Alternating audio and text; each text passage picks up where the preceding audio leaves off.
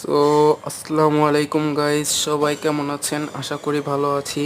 আজকে আবারও নতুন একটি ভিডিও নিয়ে আপনাদের সামনে হাজির হলাম। আজকে আপনাদেরকে দিব নিউ কোড, অর্থাৎ আজকের ডেলি চিপার কোডটি হলো, প্রথম কোডটি হলো পিটি নেওয়ার জন্য একটি শর্ট ট্যাব, দুইটা লং ট্যাব, একটি শর্ট ট্যাব। আর পরের কোডটি হলো ইউটা নেওয়ার জন্য দুইটা শর্ট ট্যাব, একটা লং ট্যাব।